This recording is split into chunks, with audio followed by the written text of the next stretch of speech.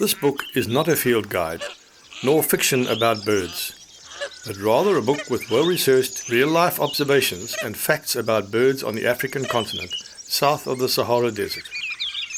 It's written by someone who calls himself a non-ornithologist.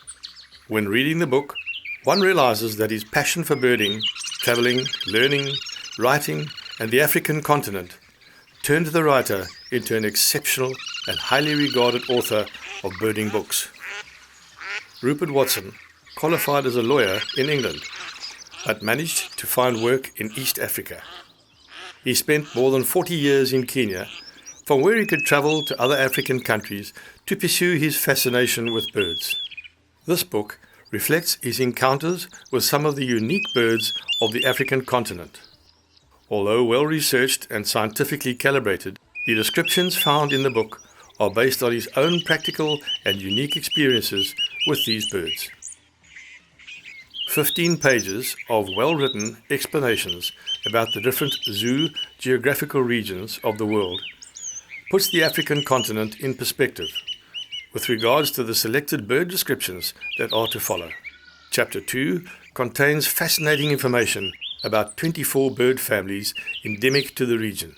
Did you know that ostrich feathers were the fourth most valuable export product of South Africa in 1913, trailing gold, diamonds, and wool? Known information such as habitat and breeding status are not unnecessarily repeated. The focus is more on the main traits of these bird families, such as ostrich feathers and hammerkop nests.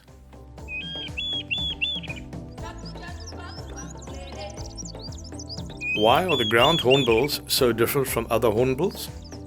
And those eyelashes?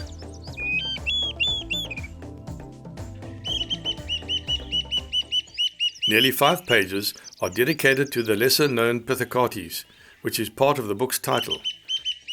This description may entice readers to visit Ghana, a stable, bird-friendly African country. This chapter describes several typical African birds, but they are not endemic to the region and have overseas relatives, as Watson puts it. Birds from the sandgrouse family are sought after by most birding enthusiasts.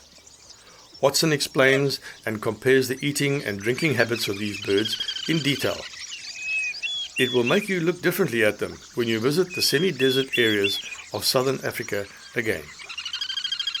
In this chapter, Watson included descriptions of 6 bird species, which he feels epitomizes Africa in many ways. I was very impressed with the inclusion of more than 5 pages on one of my favorites, the Bateleur.